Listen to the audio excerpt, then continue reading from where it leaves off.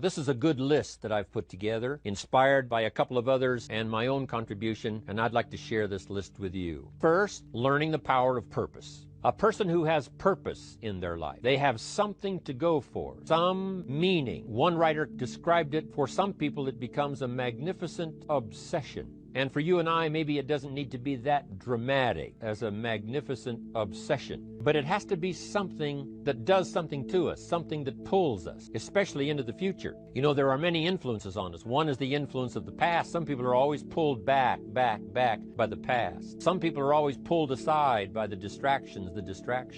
But here's what's powerful. If you have a list of high purpose in your life, it pulls you toward the future. And the more powerful the purpose is, the stronger it pulls. And here's the other great advantage if you have purpose for the future. It pulls you through all kinds of challenges and all kinds of difficulties. If you don't have these strong purposes for the future, it's easy to get swallowed by a bad day. It's easy to be almost annihilated by a poor month. And it's easy sometimes to almost disappear beneath the waves of a year that goes backwards if you don't have something to pull you beyond that year. So if you want something to pull you through all kinds of challenges, all kinds of difficulties and things that come at you, you got to have something on out there, beyond today, beyond next week, beyond next month, beyond this year, that pulls you into the future. And the clearer it is, the stronger it pulls. The more dynamic it is, the more it affects your life, your spirit, your heart, your soul. It also creates imagination. It gets your mind working on how to achieve that purpose. And if your mind will work, and if your heart works, and if your spirit works, and if you have good input, like good ideas, I'm telling you, there isn't anything you can't accomplish. So that's one of the great powers that'll make a variable of you, and that is purpose. Here's the next one, self-confidence. Where does self-confidence come from? And this is the best advice I can give you on that. Not neglecting, first of all, the small daily disciplines. Self-confidence really comes from feeling good about yourself. And one of the best ways to feel good about yourself is at the end of the day to know that you poured it on. You did your best. If you conducted a meeting, you did the best you could. If you made a phone call, it was the best phone call you could possibly make. If you wrote a letter, it wasn't a casual letter, it was your best letter. At the end of those kind of days, when you feel good about yourself, self-confidence starts to rise. You know that if you can have this kind of a good day, you can have another one the next day, and those days become the weeks become the months, and the month becomes a powerful year. Self-confidence comes from the lack of neglect. If you will not neglect to do the small daily disciplines, that's where self-confidence comes from. Part of good health is self-confidence. I know I'm going to be healthy. I eat the apple a day. I walk around the block. I do the jogging on the beach. At the end of the day, when you've really poured it on and you've done all the stuff, self-confidence grows. That self-confidence affects your health. It affects your future. It affects your psyche. So this is true. One of the great powers is self-confidence. Self-confidence means willingness to do whatever it takes to achieve. Some people say, well, I'll do it for a little while and see what happens. You know, I'll try a couple of things. If that doesn't work, I'm out of here. And all of us know that that kind of person doesn't have much of a future. But if you're willing to do whatever it takes, if I have to learn a couple of things, I will learn those things. If I got to learn 5 or 6 things, I'll learn all 6. If I have to take an extra class, I'll take an extra class. If I've got to read the books, I'll read the books. If I have to consult with people who know more than I know, I will do the necessary consulting. Whatever it takes, I will do. That starts to develop unbelievable self-confidence. Self-confidence also comes from the ability to rise above your circumstances, to rise above what happens, the petty little things, the discouraging things that would sink everyone else's ship except yours, that would cause someone else to quit early in the day, but you keep going. That kind of willingness to overcome all circumstances, whether it's the little challenges or the big challenges. If you're willing to do that,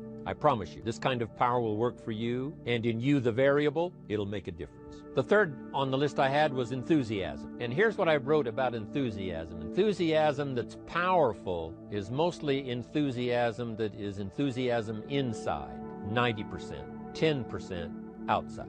We all know what the enthusiasm is like when somebody lets us see their enthusiasm, which is like the 90%, and only 10% of it is inside. But the enthusiasm that really affects people is not just being loud, but the enthusiasm that runs deep, the enthusiasm that comes from deep inside, created by self-confidence, created by purpose, created by genuine willingness to help other people. That kind of enthusiasm, knowing that you're going to get the job done, knowing you're going to affect people, knowing you're going to have testimonials flowing in from all kinds of directions. That kind of enthusiasm.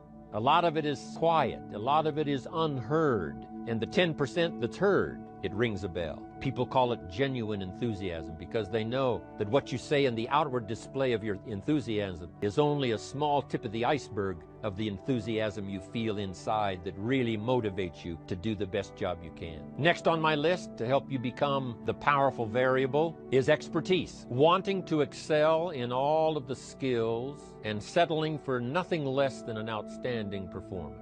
If you're willing to be the best in your field, if you're willing to demand of yourself excellence in skills, to be the best that you can possibly be. In the training, do the best you possibly can. In doing a workshop, do the best you possibly can. Developing the skills of using your personality, developing the skills of language, developing the skills of influence, developing the skills of organizing. If you're willing to be an expert in all of the skills, here was the next one on my list, making a powerful contribution to you, the variable, and that is preparation.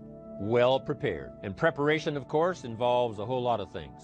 A big share of our life is preparing, getting ready. When we go to the first grade in school, we're just preparing for the second grade. After we've finished 2 grades, the 2 grades prepare us for number 3. Sometimes it seems like a long, excruciating time, and the time will just seem like it'll never come when we can finally have the performance that we really want. But it takes time to prepare, it takes time to get ready. And the decisions you make in the preparation time, those are the decisions that last for a lifetime. Preparing to have a good day. It's that preparing, maybe the night before, maybe the couple of days before the day that you're going to put everything together. The preparation for a meeting means that you've taken it serious. The preparation for doing a workshop means you're serious about the workshop. You want to make the best contribution. That kind of preparation is important. But here's preparation that's very vital, and that is to prepare yourself for success. Life seemingly does not wish to waste success on the unprepared. Life says, why waste a fortune on this person? They're not prepared to do the right things with it. They're not prepared to use it wisely. If a fortune was bestowed upon this unprepared person, it would probably be wasted. The people that could have been touched won't be touched. What could have been done won't be done because this fortune will have been wasted on the unprepared person. So not only look for fortune, not only look for the promise, but prepare yourself and ask of yourself, what can I do to make myself ready? Because remember, life was designed not to give us what we want, not to give us what we need, but life was designed to give us what we deserve. Every value in life must be paid for, and those that pay are the ones that get it. It says those that give receive. Someone says, I wish to receive, I wish to receive. You don't have to concentrate on receiving. Just become a good giver. It says those that search will find. Someone says, well, I need to find some good ideas to help change my life for the future. Then to find good ideas, that doesn't come because you need them. It comes because you search for them. If you want good ideas, you got to go after them. You got to go to the class, you got to go to the workshop, you got to go to the training, go to the book, right? You got to go to the journal, right? Go where good ideas are being taught, go searching, go looking, because good ideas are not going to be wasted on those that are not seeking, searching, well prepared. So prepare yourself to be ready for fortune when it comes, to be ready for challenge when it comes, to be ready for opportunity when it comes. Opportunity comes along and passes by the person that is not well prepared. I want to prepare myself this year for next year. Yes, I wish to be effective this year, but I'm also thinking of ways, how could I be better? How could my ideas be more powerful? How could they be sharper, more clear?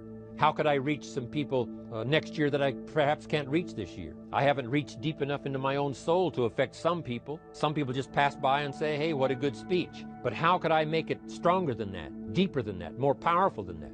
I cannot be as powerful as I could be next year. You know, you can't go to the 10th grade in the 5th grade. You just got to go through the grades. But the more you are prepared, when the 10th grade finally comes, now you can cash in and get 2 times, 3 times, 5 times more value from it by being prepared. Now here's the next one. There's great power in self-reliance. Self-reliance means you simply look mostly to yourself. It would be nice if someone just gave you this, gave you this, gave you this. It would be nice if everyone did their job exactly as they're supposed to do it. But here's what you've got to do. Primarily rely on yourself. Primarily say, I'm the person responsible, and I will learn the necessary skills so that I can help people learn their skills. If I need lots of people to do certain things to build my organization, that is what I must have. But I've got to be the final backstop. I've got to be the final one that people can rely on, so that if this is missed and this is missed, I can catch up, I can fill the gap, I can do the job. We have to do it when we conduct meetings. We have to do it when we conduct training. Do it when we're in a class of just a few. What someone might have missed, we're there to fill in. Self-reliance. Primarily, we're learning to count on yourself so that you can do this: never complain and never explain. Here's the next key power, and that's image. There's many parts to image. The image that others see you as, the image you have with other people. And it's very important how other people see you. If they don't see you as a leader, chances are they won't pay attention. If they don't see you as being in control, chances are they won't have the trust. If they don't see you as knowing where you're going, what you want to accomplish, they probably won't follow. But if people can see you, if you have the image of someone that's in charge, in control of your life, your future, your destiny, in control of the situation, if they see that, that kind of image is powerful. It helps to win the day. It attracts other people. People want to be around people that are in control, that are powerful, but they know how to use their power. Influential, but they know how to use their influence. That kind of image is important. But here's a very important image, and that is your image of yourself. The way you dress, the way you talk, the way you think, your capacity for learning, all of that is an important image that you have of yourself. The image that you have that if it needs to be learned, you could learn it. If there's a book that needs to be mastered, you could master it. If there's a skill that needs to be learned, why couldn't you get busy now and learn that skill? That kind of self-image, that I am continually trying my best to be the best I can. Because one of the most important places you have to look is into the future, yes. You've got to look into the past, yes. You've got to look around, yes. But one of the most important places you have to look is in the mirror. You know, how I appear to other people, that's important. But how I appear to myself is the ultimate importance. That kind of image, to where you'll develop the self-confidence, you'll develop the self-reliance. Now here's another one in my rather short list. The next word is character. Becoming a person of high values, a person of principles, a person of honesty, a person that earns respect. That kind of character. It took character when Mark started to put the marketing system together. How can we have a system that will build in the integrity, that people will know that if this happens, then this will happen. And if this goes wrong, here's the way to fix it.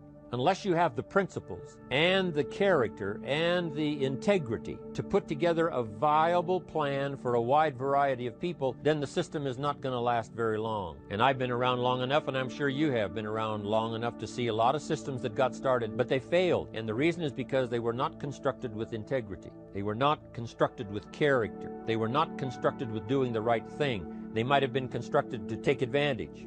When someone took advantage, didn't have the character, didn't have the principles, and didn't have the character to stay, the character to see it through, the character to do the right thing. So this is important, to develop the character within yourself, that people see you as honest, as fair, willing to do the right thing, willing to be helpful, but always willing to walk the center line, not to pass the line. Vitally important. Building and developing your own character. Now here's another one. It's called self-discipline. Self-discipline, all of us have a challenge with that, because sometimes it's easy, and especially if you're working hard, doing the best you can, it's easy sometimes to let up and let it go. But remember, so many people, especially now that we're as big as we are around the world, are counting on what we do. At home office, they have to be careful. They have to be disciplined. But if everybody will have the discipline to say, I will do the best job I can. I will make mistakes, of course, because we're all human, but I'll try to remedy those mistakes and do the best job I can. That kind of self-discipline that understands how important your part is in all of the functions that work. Coming to work on the set here, HBN, there's so many people that play a part. And each one of the parts that are played is necessary to put on the broadcast, make it viable, make it real, make it powerful. Any couple of them missing, and it would be a disaster. But all of it put together, and it works like a charm. Each person developing the self-discipline to do their part, do their job. Here's one more, and that is the power of extraordinary performance and demanding of yourself excellent results. This is so important. If you want to live extraordinary, you must do extraordinary. If you want an extraordinary income, you must do extraordinary things. If you want an extraordinary fortune, you must go with the demand of what it takes to have that fortune. If we would ask of ourselves that kind of performance, and you've got to ask it of yourself. You know, I can't ask it of you. I would try to inspire you. I would try my best to share with you what it might taste like, what it's like to finally make your fortune. It happened for me. But here's what you must do. You must demand it of yourself.